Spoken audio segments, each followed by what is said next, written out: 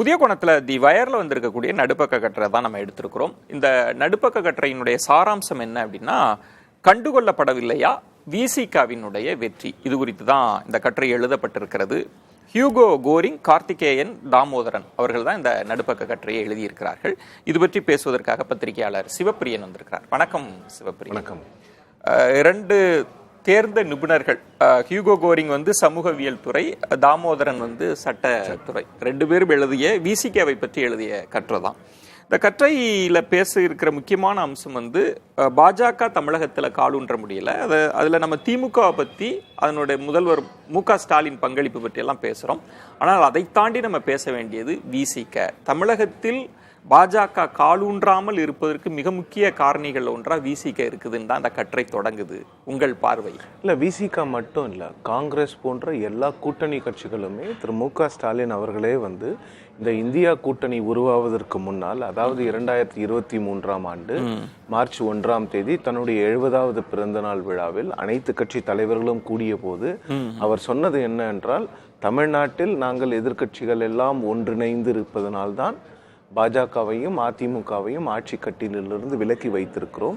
இதே போன்ற இந்த எக்ஸ்பெரிமெண்ட்டை நீங்க நாடு முழுசு பண்ணீங்கன்னா உங்களால பாஜகவை டெல்லியில் காலூன்ற வைக்காமல் ஆட்சி கட்டிலிருந்து அகற்ற முடியும். ஸோ இந்த ஒற்றுமை வேண்டும்னு சொன்னாங்க. ஸோ அது கூட்டணி கட்சிகள் எல்லாமுமே காரணம். ஏனென்றால் காங்கிரஸ் முதல்ல நீங்க 10 தொகுதிகளில் நிற்கிறாங்க. அவங்களுக்குன்னு தமிழ்நாடு பூரா எல்லா இடத்துலையும் அவங்களுக்குன்னு ஒரு பர்டிகுலர் ஓட் பேங்க் இருக்கு. ஸோ அந்த ஓட் பேங்க் திமுக இது போன்ற கட்சிகள், எல்லா மதசார்பற்ற கட்சிகள் சேரும் பொழுது அது ஆட் ஆகுது. திமுகவினுடைய இந்த மிகப்பெரிய வெற்றி இந்த 2019 காரணம் என்னன்னு பார்த்தீங்கன்னா, அந்த அலையன்ஸோட ப்ரூவன் அரித்மெட்டிக் ஸ்ட்ரென்த் தான். அதை தாண்டி இந்த கட்டுரை பேசுவது சிவப்பிரியன், பாஜகவின் விரிவாக்க முயற்சிகளுக்கு தடையாக இருக்கிறார் தொல் திருமா. அவங்க கருத்தியல் ரீதியா, சித்தாந்த ரீதியா விசிக பாஜகவுக்கு தமிழகத்தில் எவ்வளவு நெருக்கடி கொடுக்குதுன்றதான் அந்த கட்டுரை பேசப்பட்டிருக்கு. அந்த பங்களிப்பை எப்படி பார்க்கல? விசிகாவினுடைய பங்களிப்பு இந்த பாஜகவை எதிர்ப்பதில், அல்லது பாசிசத்தை எதிர்ப்பதில், இல்ல மனு தர்மத்தை எதிர்ப்பதில், இது போன்ற விஷயங்கள்ல விசிகாவினுடைய பங்கு அளப்பரியது. அந்த பங்கை நீங்க வேற யாரும் இங்க அந்த அளவுக்கு அந்த பாஜகவினுடைய எதிர்ப்பு அரசியலை செய்யறாங்களா அப்படின்னு பாத்தீங்கன்னா யாருமே இல்லை. அந்த விதத்துல திருமாவளவன் அவர்களுக்கு ஃபுல் கிரெடிட்ஸ் நீங்க கொடுத்தாகணும். ஏனென்றால் மனுஸ்மிருதி போன்ற விஷயங்கள் அவர் எடுக்கும் பொழுது, திருமாவளவன் பேசும் பொழுது, ஒரு தாழ்த்தப்பட்ட இனத்திலிருந்து ஒருவர் அந்த கொடுமைகளை எல்லாம் அனுபவித்து விட்டு ஒருவர் இந்த நிலைமையில் ஒரு அரசியல் கட்சியை, அதுவும் ஒரு தலித் கட்சி என்று முத்திரை குத்தப்பட்ட ஒரு அரசியல் கட்சியை 25 ஆண்டு காலம் நடத்துவது அவ்வளவு சாதாரண விஷயம் கிடையாது. அது மட்டுமல்லாமல் ஜனநாயகம் என்ற அந்த வார்த்தைகளுக்காக அவர் போராடியது, பின்ன ஒவ்வொரு நேரத்திலும் ஹேஷ்டாக்லாம் பிடித்த வார்த்தைகள் போட்டப்ப திருமாவளவன் ஜனநாயகம்ன்ற வார்த்தையை தான் போட்டு. ஸோ திருமாவளவன் என்னன்னு பார்த்தீங்கன்னா, அவருடைய அந்த பொலிட்டிக்கல் ஜேர்னியை நீங்க எடுத்து பார்த்தீங்களானாவே நிறைய இடங்கள்ல நீங்க அவர் கிரிட்டிசைஸ் பண்ணலாம். அவர் எல்லா பார்ட்டிக்கும் போயிருக்காரு, அலையன்ஸ்ல இருந்திருக்காருனாலும் கூட அவர் ஒரு கட்டத்துக்கு மேல் 2001 2004க்கு பிறகு அந்த திமுக கூட்டணியில் அவர் இருந்த பொழுது அந்த டைமை தவிர மற்ற எந்த டைம்ல அவர் பாஜகவோட கூட்டணியோ இல்ல ஒரு உறவோ அவர் வைத்துக் கொள்ளவில்லை. அதன் பிறகு அவங்களுடைய எவல்யூஷனே பாத்தீங்கன்னா ரொம்ப ஸ்லோவா இருக்கும், ஆனா ரொம்ப ஸ்டெடியா இருக்குது அவங்களுடைய. இந்த கட்டுரையில் சொல்லுவது இந்துத்துவ கருத்தியலை எதிர்ப்பதுல திமுக அதிமுகவே சில நேரங்கள்ல மென்மையான போக்கோடு இருந்த போது, சில நேரங்கள்ல மௌனித்து இருந்த போது கூட விசிக வலுவாக பேசினாங்க அந்த பயணம் அப்படின்னு சொல்லிட்டு. இன்னொரு முக்கியமான இடம், விசிக திமுக பிணைப்பு பற்றி பேசுறாங்க. சீட்டுகள் விரும்பியபடி கிடைக்காவிட்டாலும் கூட சமூக நீதின்ற கருத்தியல் தான் திமுக விசிகாவை பிணைச்சு வச்சிருக்கு அப்படின்ற அப்சர்வேஷன். சமூக நீதி மட்டும் இல்ல, இது உங்களை பிணைச்சு வச்சிருக்கிற அந்த கருத்தியல் என்னன்னு பாத்தீங்கன்னா, ஆன்டி பிஜேபி, ஆன்டி ஆர்எஸ்எஸ், அந்த மதவாதத்துக்கு எதிரான கொள்கைகள் தான் திருமாவளவன் அவர்களை திமுக கூட்டணியிலே இருக்க வைக்கிறது. இல்லைன்னா 2021ஆம் ஆண்டு நீங்க பாத்தீங்கன்னா 6 சீட்டு மட்டுமே அவர்களுக்கு சட்டமன்றத்தில் கொடுக்கப்பட்ட போது கட்சியிலே ஒரு மிகப்பெரிய ஒரு எதிர்ப்பு இருந்தது. 6 சீட்டுகளையே ஏற்றுக்கொள்ள வேண்டுமா, 6 சீட்டுகளை ஏற்றுக்கொள்ளக்கூடாது, நம்மளோட ஸ்ட்ரென்த் இவ்வளவுதானா அப்படிங்கிற ஒரு மிகப்பெரிய எதிர்ப்பு அந்த கட்சிக்குள்ள. முதல்ல அவர் தான் போய் கையெழுத்து போட்டார். அதுதான் என்னன்னா, கையெழுத்து போட்ட மறுநாள் நான் திருமா அவர்களை வந்து நான் என்னுடைய பத்திரிகைக்காக பேட்டி எடுக்கும் பொழுது திருமா என்னிடம் சொன்ன வார்த்தைகள், என் கட்சியில் பிரச்சனைகள் இருந்தது, என் தொண்டர்களை ஆசுவாசப்படுத்த வேண்டிய கட்டாயம் எனக்கு இருந்தது, ஆசுவாசப்படுத்தினேன். ஆனாலும் கூட நான் தொண்டர்களுக்கு சொன்னது என்னவென்றால், இது 6 இடங்கள் அல்ல, 6 எம்எல்ஏ சீட்டுகள், 6 பேரும் எம்எல்ஏ ஆயிடுவாங்க. அந்த ஒரு உறுதி இந்த கூட்டணிக்கு இருக்கிறது. நிச்சயமாக நாம் வெற்றி பெறுவோம். நமக்கு வந்து சீட்டு முக்கியமா, பாஜக தமிழ்நாட்டில் கால் ஊன்றக்கூடாது, இந்த ரெண்டுத்தையும் நீங்கள் வந்து ஒரு ஆப்ஷனில் போட்டிங்கன்னா, எனக்கு வந்து சீட்டுகள் முக்கியமல்ல, பாஜக தமிழ்நாட்டில் கால் ஊன்றக்கூடாது, இந்துத்துவ கொள்கைக்கு ஒரு பெடஸ்டில் தமிழ்நாட்டில் நீங்கள் கொடுத்துடக்கூடாதுங்கிறதுக்காக தான் நான் இந்த முடிவை எடுத்தேன் வந்து தீர்க்கமாக சொன்னார். சமூக நீதி எல்லாம் வந்து ஒரு பக்கம், அது வந்து தமிழ்நாட்டில் இருக்கக்கூடிய எல்லா கட்சிகளுமே இன்றைக்கி பாஜக கூட சமூக நீதியை பற்றி தான் பேசுகிறாங்க.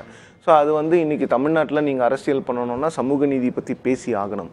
ஆனால் திமுகவுக்கும் விசிகாவுக்குமான உறவு வந்து எங்கே அது ஒரு பெரிய ஃபவுண்டேஷன் ஸ்டோன், எங்கே வந்து அவங்க 2 பேரும் ஒரு கோட்டில் இணைகிறார்கள் என்றால், இந்த இந்துத்துவ கொள்கையை எதிர்ப்பது, ஆர்எஸ்எஸ் பிஜேபியை எதிர்ப்பு, ஆர்எஸ்எஸ் எதிர்ப்பு தான் இணைப்பு வச்சிருக்கு அப்படின்றீங்க. இன்னொன்று, நீங்க சொன்ன மாதிரி வந்து இடங்கள், தேர்தல் அரசியல் எண்ணிக்கையை காட்டிலும் கட்சியினரை வந்து நீங்க சித்தாந்த எதிர்ப்புக்கு தயார்படுத்துவதுன்றது பெரிய சவால். அதான் அவங்க போற போக்கில் கட்டுரையில் சொல்லிட்டு தான் கடந்து போறாங்க.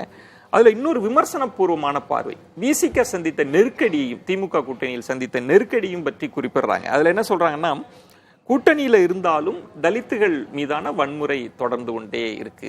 இன்னும் சொன்னா வேங்கவயல் தொடர்பாக, காவல் நிலையங்கள்ல தலித்துகள் தாக்கப்பட்ட விஷயங்கள், அப்படின்னு நிறைய இடத்தில் விசிக அதை எப்படி கையாண்டுது அப்படின்னு சொல்றாங்க. அதற்காக பாஜக எதிர்ப்பையும் கைவிட்ட முடியாது, பாதிக்கப்பட்டவர்களுக்காக குரல் எழுப்பாமையும் இருக்க முடியாது. அந்த கட்டத்தை விசிக ரொம்ப நிதானமா கடைபிடிச்சாங்க. சில தலித் அறிவுஜீவிகள் விமர்சித்தாலும் கூட அதை எதிர்கொண்டு கடந்து வந்ததா சொல்றாங்கல்ல, அந்த போர்ஷனை எப்படி பாக்குறீங்க? அது வந்து திருமாவளவன் அவர்களுக்கு வந்து ஒரு மிகப்பெரிய டெஸ்டா தான் இருக்கு.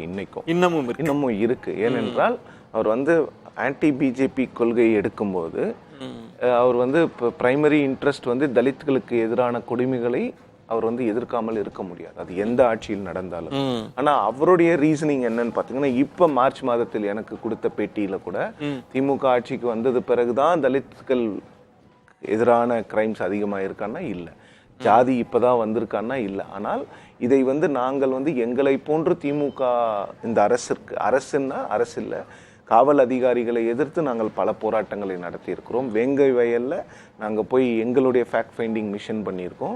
இது போன்ற குரல்கள் கொடுத்துட்டு இருக்கோம் திருமாவளவன் சொன்னாலும் கூட இந்த ஒரு கான்ட்ரடிக்ஷன் இருக்க தான் இருக்கும். அந்த தலித் இன்டெலெக்சுவல்ஸ் இருக்காங்களா, அவங்க வந்து எந்த கட்சியும் சாராதவர்கள்.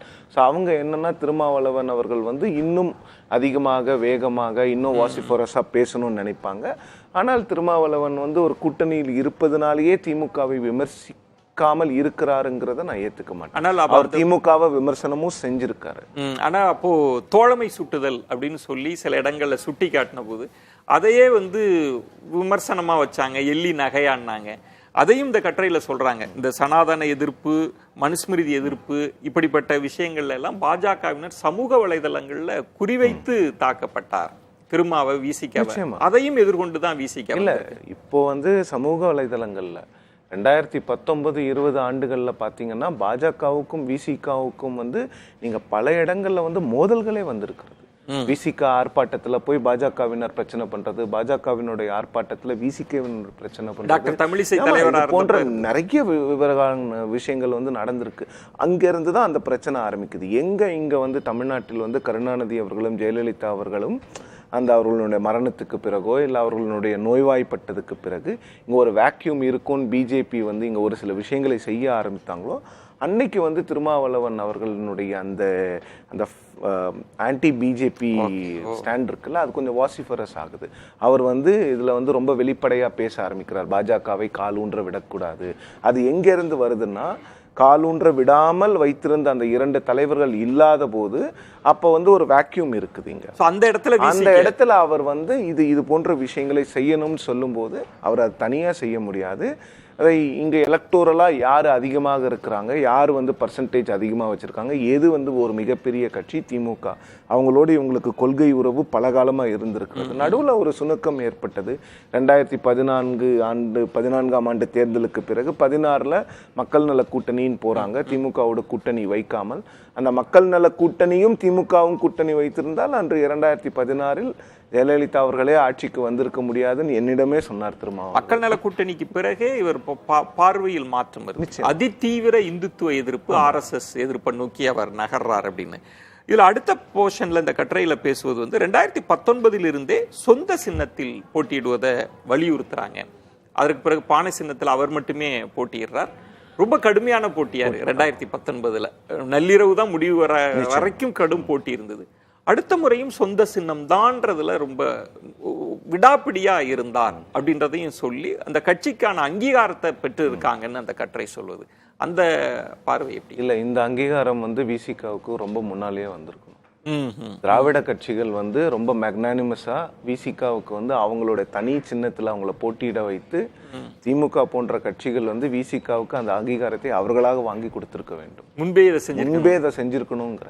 ஏன்னால் திருமாவளவன் போன்ற ஒரு நம்பிக்கையான இன்னைக்கு திமுகவுக்கு வந்து மிகப்பெரிய பலமாக இருப்பது அலையன்ஸ் பார்ட்னர்ஸ் தான், வேற யாருமே கிடையாது. இங்க இருக்கிற ஃபார்முலாவை வச்சுதான் நேஷனல்ல ரெப்ளிகேட் பண்ணியிருக்காங்க காங்கிரஸ். இங்க வந்து திமுகவுக்கு இருக்கிற அலையன்ஸ் பார்ட்னர்ஸ் வந்து நீங்க என்ன பிரச்சனைகள் வந்தாலும் அதை சார்ட் அவுட் பண்ற அந்த ஸ்கில்ஸ் இருக்குல்ல, அது வந்து முதலமைச்சர் வந்து கடந்த ஒரு 7-8 ஆண்டுகளாக அதை வந்து பயங்கரமா வளர்த்துக்கிட்டு இருக்காரு. எந்த பிரச்சனைனாலும் இவரே போன் எடுத்து, முதலமைச்சரே போன் எடுத்து அலையன்ஸ் பார்ட்னர்ஸ் கிட்ட பேசும்போது அப்படிதான் நீங்க வந்து அலையன்ஸை வந்து கட்டுக்கோப்பா இன்னொன்று பார்க்க வேண்டியது. 2019ல ஒரு இடங்கள் உதயசூரியன் சின்னத்துல ரவிக்குமார் போட்டியிடுறார், இவர் பானை சின்னத்துல. ஆனால் எல்லாமே தேர்தல் கணக்கு, வெற்றி கணக்குன்றப்ப 24ன்றது எதிர்கட்சிகள் பலவீனமான ஒரு நிலையில் இருப்பதா சொல்லப்படுது, பிரிந்து கிடப்பதாக சொல்லப்படுது. அப்ப அந்த ஆப்ஷனை வந்து திமுக கொடுக்குது. முன்பே கொடுத்திருந்தால் அது கூட அது வந்து நீங்க பானை சின்னத்துக்கு வந்து 2019ல ஒரு சின்ன சறுக்கல் இருந்தது, பிரச்சனை இருந்தது. அது என்ன பிரச்சனைங்கிறத வந்து விசிகே வந்து கலைஞ்சிட்டாங்க. அதை ஆராய்ந்து எப்படி வந்து ஒரு சின்னத்தை கொண்டு செல்ல வேண்டும் மக்களிடம்ங்கிறத புரிஞ்சுக்கிட்டதுனாலதான் 2021ஆம் ஆண்டு 6 தொகுதிகளிலும் பானை சின்னத்துல போட்டியிடுறாங்க. 4 தொகுதிகளில் பானை சின்னத்துல வெற்றி பெறாங்க. அதுல ஒரு தொகுதியில பாமகவையும் வீழ்த்துறாங்க. ஒரு பொது தொகுதியில பாமகவை வீழ்த்துகிறார்கள். அதுல 2 பொது தொகுதியில நிக்கிறாங்க. அந்த 2 பொது தொகுதியில 2 பொது தொகுதி வேட்பாளர்களுமே ஜெயிக்கிறாங்க. ஆலூர் ஷானவாஸ் அவர்களும் SS பாலாஜி அவர்களும் திருப்பூரூர்ல. சோ அது வந்து ஒரு மிகப்பெரிய வெற்றி. நீ சொல்றது ரொம்ப நுணுக்கமான இடம் சிவப்பிரியன். அதாவது சின்னத்தை எப்படி கொண்டு போகணும்ன்ற அந்த நுணுக்கத்தை அவங்க வந்து எப்படியோ தெரிஞ்சுக்கிறாங்க. ஒரு ஏஜென்சி வைக்கிறாங்களோ இல்ல ஏதோ ஒரு மூலமாக அவங்க வந்து அந்த பூத் ஸ்ட்ரென்தன் பண்றதுல சின்னத்தை மக்களிடம் எப்படி கொண்டு செல்லணுங்கிற ஒரு நுணுக்கத்தை தெரிந்து கொண்டு 2021ஆம் ஆண்டு அந்த ஸ்ட்ராட்டஜியை இம்ப்ளிமெண்ட் பண்ணும்போது அது மிகப்பெரிய அளவில் சக்சஸ் ஆகுது. ஏன்னு பார்த்தீங்கன்னா பல ஆண்டுகளாக மக்களுக்கு தெரிந்த சின்னங்களை வைத்துக் கொண்டிருந்த இடதுசாரிகள் 2 இடங்களில் மட்டும் வெற்றி பெறுகிறார்கள். 2 இடதுசாரிகளுக்கு 2 இடம் தான் கிடைக்குது. ஆனால் அதே 6 தொகுதியில் போட்டியிட்ட விடுதலை சிறுத்தைகள் கட்சிக்கு 4 இடங்கள் புது சின்னம். இந்த சின்னத்தை கொண்டு செல்ல முடியாதுன்னு எல்லாரும் பயந்த போது அந்த சின்னத்தை கொண்டு சென்று அந்த சின்னத்தின் மூலமாக ஒரு மிகப்பெரிய வெற்றியை வந்து திருமாவளவன் அவர்கள் வந்து அந்த கூட்டணிக்கு தேடி தந்தார். ஸோ அப்படி இருக்கும் பொழுது அதனால 21ல அவங்களால பண்ண முடிஞ்சதுன்ற 24ல திமுகவுக்கு அந்த நம்பிக்கை வந்தது. இவங்க சொல்லியிருக்காங்க எங்களால நிச்சயமா இதை கொண்டு போக முடியும். 4 தொகுதிகளில் சட்டமன்ற தொகுதிகளில் கொண்டு போகும்போது எங்களால ஒரு 12 பாராளுமன்ற தொகுதிக்கு அதை கொண்டு செல்வதற்கான 12 சட்டமன்ற தொகுதிகளுக்கு, அதாவது 2 பாராளுமன்றத்தை கொண்டு செல்வதற்கான திறன் எங்க கிட்ட இருக்கு, எங்களை நம்புங்கன்னு சொல்லி கேட்கும் பொழுது அந்த நம்பிக்கையை திமுக வெளிப்படுத்தினாங்க. அதை விசிக திருப்பும் இப்போ வந்து ரீபே பண்ணாங்க. வரும் சட்டமன்ற தேர்தலில் விசிக வளருவதற்கு இது பெருசா உதவும் அப்படின்றாங்க. மாநில அந்தஸ்தெல்லாம் கிடைச்சிருச்சு, வேற வலிமையை கூட்டுவாரா, அந்த கேள்வியெல்லாம் முன்வைக்கிறாங்க. அதை எப்படி நீங்க கூட்டணி ஒரு எந்த ஒரு ரீசனுமும் இல்லாம திமுக கூட்டணியை விட்டு திருமாவளவன் அவர்கள் செல்வதற்கான வாய்ப்புகளை நான் பார்க்கவில்லை. இல்லன்றீங்க. வேற ஏதாவது ஒரு மிகப்பெரிய ஒரு காரணம் வரணும். திருமாவளவன் வந்து இந்த கூட்டணியை விட்டு போனோம்னா ஒருவேளை பாமக வந்தா அவர் போவார்.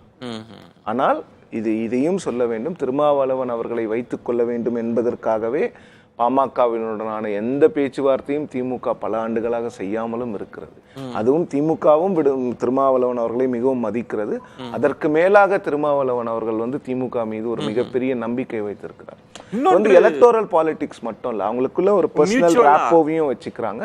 இன்னொன்னு வந்து அவங்க என்னன்னா வந்து அந்த சோசியல் ஜஸ்டிஸ் அப்படிங்கிற விஷயங்களை பேசும் பொழுது திருமாவளவன் அவர்கள் வந்து தலித் மக்களுக்காக மட்டும் பேசுவதில்லை, அவர் பிற்படுத்தப்பட்ட மக்களுக்காகவும் நிறைய இடங்கள்ல பேசி அதுவும் சொல்ல வேண்டும். அவரை வந்து ஒரு தலித் தலைவராக சுருக்குவதில் வந்து அது வந்து நல்ல விஷயம். தலித்துகள் நிறைய விஷயங்களை பேச நீங்க சொல்வதையும் கற்றையாளர் குறிப்பிடுறார். தலித்துகள் சிறுபான்மை மக்கள் குறிப்பாக இல்ல பிற்படுத்தப்பட்டோர் பற்றியும் பிற்படுத்தப்பட்டோர் பற்றியும் திருமாவளவன் அவர்கள் பேசுகிறார். அவருடைய சட்டமன்ற உறுப்பினர்களிலே ஒருவர் பாத்தீங்கன்னா வந்து பிற்படுத்தப்பட்ட இனத்தில் இருக்கிறார், இன்னொருவர் பாத்தீங்கன்னா மைனாரிட்டிஸ். அவர் வந்து ஆலூர் ஷானவாஸ் அவர்கள் வந்து ஒரு இஸ்லாமியர். ஸோ ஒரு பெரிய கட்சி எப்படி இருக்குமோ அதே போன்று ஒரு தலித் கட்சி என்று சொல்லப்படுகின்ற கட்சியில் இருவர் தலித் எம்எல்ஏக்களாகவும் இருவர் வந்து மாற்று சமுதாயம் மாற்று மதத்தில் இருப்பவர்களாகவும் இருக்கிறார்கள். அதில் ஒருவர் ரெண்டு நம்ம நேரமின்மைன்றதுனால கட்டுரையினுடைய இறுதி பகுதி ரொம்ப டெப்தா பேசின பகுதியா இருக்கு. பாமக விசிகாவின் வளர்ச்சி, பாமக சரிவு, அந்த நேரத்தில் ஆணவ படுகொலை நடந்த விஷயம், பாமக விசிக மோதல், அதை விசிக கையாண்ட விதம் பொதுமக்கள் மத்தியில் விசிகாவுக்கு ஒரு நல்ல அபிப்பிராயத்தை கொடுத்ததுன்னு கட்டுரையாளர் சொல்றார். அடுத்து இறுதியாக அவர் சொல்ல வருவது வந்து சாதி கட்சின்னு சொல்கிறோம், ஆனால் திருமா சொல்வது சாதி ஒழித்தல். அம்பேத்கர் சொன்ன அந்த அனிகிலேஷன் ஆஃப் காஸ்ட், சாதியை ஒழித்தல், சாதிக்கு எதிரான கட்சியாக தான் விசிகாவை பொசிஷன் பண்ணணும்னு நினைக்கிறார். அதுல அடுத்த கட்டத்துக்கு நகர்ந்திருக்காங்கன்றது அந்த கட்டுரை பேசுவது. அதை எப்படி அந்த இறுதி சாதியை பத்தி பேசாம நீங்க சாதியை எதிர்க்கவே முடியாதுல்ல. சாதின்னு ஒரு விஷயம் இருக்குது. இது இப்போ ஒரு விஷயத்தை எதிர்க்கிறீங்கன்னா அந்த விஷயத்தை நீங்க அது இல்லைன்னு சொல்லிட்டு அதை எதிர்க்கவே முடியாது. சாதி இருக்கு, சாதி இல்லை, சாதி ஒழிப்பு தான் நம்மளுடைய இலக்கு. ஆனால் சாதி இருக்குதுங்கிறத வந்து நம்ம முதல்ல ஏற்றுக்கொண்டால் தானே அதை ஒழிக்க முடியும். அப்போ அது இல்லைன்னு நினச்சிக்கிட்டிங்கன்னா இல்லாததை நீங்கள் எப்படி ஒழிக்க முடியும்? ஸோ இது ஒரு பேசிக். இது நீங்கள் வந்து திருமாவளவன் அவர்களை வந்து நீங்கள் தலித் கட்சியாக பாவிக்கலாம், என்ன வேணாலும் சொல்லலாம். ஆனால் அந்த நீங்கள் ஒரு சமூக வலைதளத்திலே எடுத்துக்கொள்ளுங்களேன், திருமாவளவன் அவர்களை பற்றி பேசுபவர்கள் பெரும்பான்மையானவர்கள் வந்து ஒரு உயர் வகுப்பினராகவோ இல்லை வந்து பிற்படுத்தப்பட்ட வகுப்பினர் இருந்தவர்களும் அதிகமாக அவரை வந்து புகழுகிறார்கள். அவருடைய அந்த அவருடைய பேச்சுகளை ரசிக்கிறார்கள். அவருக்கு வந்து ஒரு கட்டத்தில் ஏதாவது ஒரு தேவைப்படும் பொழுது நீங்கள் பார்த்தீங்கன்னா 2021ஆம் ஆண்டு சட்டமன்ற தேர்தலுக்கு பிறகு படித்தவர்கள் யாரும் திருமாவளவனோடு இருக்க மாட்டார் அப்படின்னு சொல்லிட்டு பாமகவினுடைய இன்றைய தலைவர் அன்புமணி ராமதாஸ் அவர்கள் ஒரு கருத்தை சொல்கிறார். ஆனால் திருமாவளவன் அவர்களுக்கு தலித் மக்கள் மட்டுமன்று ஆதரவளிக்கவில்லை. ஐ ஆம் எஜுகேட்டட், ஐ ஆம் அ கிராஜுவேட், ஐ சப்போர்ட் திருமாவளவன் அப்படின்ற ஹேஷ்டேக் வந்து 3 நாள் ட்விட்டரில் வந்து மிகப்பெரிய அளவில் ட்ரெண்ட் ஆச்சு. அதில் வந்து எல்லா உயர் வகுப்பினரும் எல்லா ஜாதியினரும் அதில் கலந்து கொண்டு அதில் வந்து பார்ட்டிசிபேட் பண்ணி திருமாவளவன் அவர்களுக்கு வந்து ஆதரவு கொடுத்தாங்க. அதை வந்து இந்த நேரத்தில் நான் சொல்லணும். கட்டுரையினுடைய முடிவும் 25 ஆண்டுகளை கடந்த தேர்தல் பாதையில் விசிகாவுக்கு இருக்கிற முக்கியமான திருப்பம் அது எல்லோருக்குமான கட்சியாக மாறி இருக்கு. அது விசிகாவுக்கான ஒரு முக்கியமான பங்களிப்பு. திருமாவளவன் அவர்களோட பங்களிப்பாக தான் அந்த கட்டுரையை முடிக்கிறார். நீங்களும் அந்த இடத்துல தான் கொண்டு வந்து உங்க கருத்தை நிறுத்தினீங்க. நீங்க அந்த ரெப்ரசன்டேஷனே பாருங்களேன், ஒரு பிற்படுத்தப்பட்ட வகுப்பினருக்கு ஒரு இடம் எம்எல்ஏல, அதே மாதிரி ஒரு 2 தலித்களுக்கு அங்கு இடம், அவர்கள் வந்து சட்டமன்ற உறுப்பினர்களாக இருக்கிறார்கள். ஒரு இஸ்லாமிய சமுதாயத்தை சார்ந்தவருக்கும் இருக்கிறார்கள். ஸோ இது மற்ற பெரிய கட்சிக்கு எப்படி இருக்குமோ அதே மாதிரி தான் இங்கேயும் இருக்கு. அதை நீங்க வந்து இங்க தலித் கட்சியா இதை பாவிக்க முடியாதுல்ல. அதுதான் என்னுடைய பார்வையா இருக்கு. நன்றி சிவப்பிரியன். ஒரு கட்டுரை, அதற்கு சமகால அரசியல் பற்றியெல்லாம் விரிந்த தளத்தில் உரையாடி இருக்கோம். மிக்க நன்றி.